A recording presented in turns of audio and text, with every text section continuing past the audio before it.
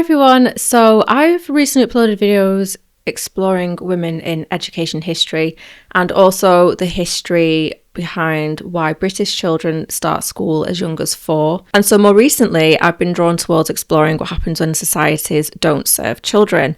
And the one thing that kept coming up was that women would step in. So in this video, I want to take a look at the way that women past and present have created learning spaces, childcare and community when the formal systems fell short. So long before education was formalised, before school gates, before lesson plans and government regulations, children were still learning. They were still growing, needing guidance, structure and safety, and in those times of need, it was almost always women who would step in. And this is probably because they saw a gap and took initiative and filled it. So take dame schools of the 17th to 19th century in Britain. They weren't schools in the way that we know them now. And these were usually run by older women in their own homes with no formal training and no curriculum. And if you were a parent and you needed somewhere for your child to be while you worked long hours, you might turn to a dame school. Some had a real passion for helping children learn, so they would teach them reading and also sewing skills, and others just simply were keeping the children safe and quiet while the parents worked long hours. But either way, they were simply responding to what the community needed.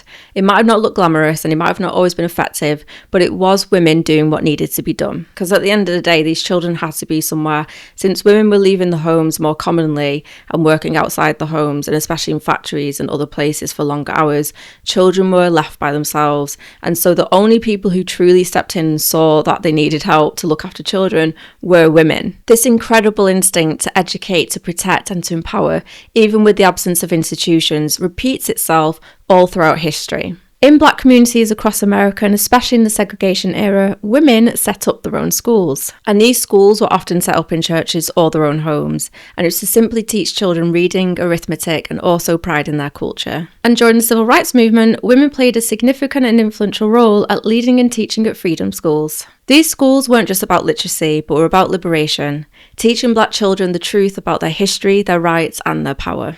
I think this is such an important thing to know because these women had double the discrimination and prejudice. Black women were already discriminated and struggling twice as hard as their male counterparts because not only were you Black, you were also a woman. So you were getting double the discrimination. Women struggled and suffered within their Black communities by simply being a woman. And it's really interesting because these women were so important at upholding and carrying on storytelling of the pride in their culture when white people were trying to erase them and trying to make them segregated for as long as possible.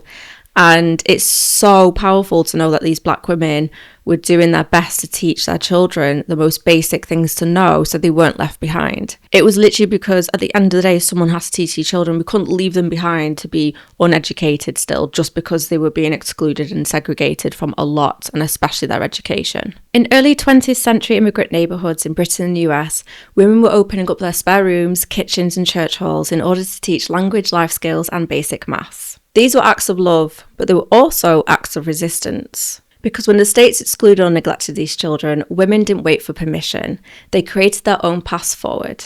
And fast forward to now, and we see the same thing playing out again and again, women building and filling in gaps for their communities. In the home education world, women are usually the primary educators, navigating curriculums and other ways to learn, organising learning spaces and creating mini ecosystems of support and growth. We see women launching tutoring businesses from their homes, and they are designing learning hubs that are often play-based and child-led and very son-friendly, so they can adapt to the different needs for different children and families. We also see a lot of forest schools run by women who wanted their own children to learn outdoors, and then opened up the experiences for other families too. Women are opening up nature clubs, science clubs, hands-on STEM workshops and so much more, and they're all local and all self-initiated. And many women become childminders, and not just for the income, it's so they can provide the care they couldn't find themselves elsewhere. It's not just childcare.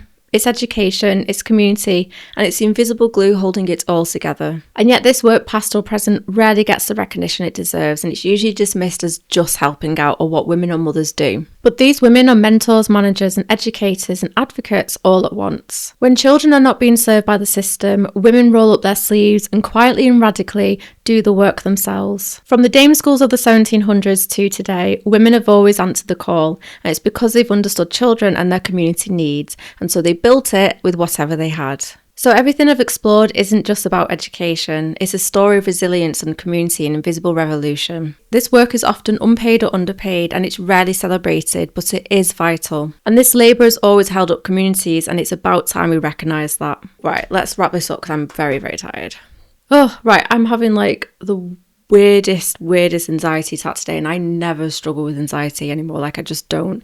I think I'm just a bit overwhelmed and I'm just like, the words are not coming out of my mouth properly and I feel very just on edge and not right. So hopefully this video has worked out well and I'm making sense, because that's the most important thing.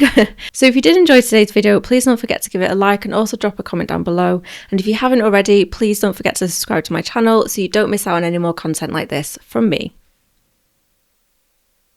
I feel so weird today. I feel like the whole time I've been talking, I've just been like,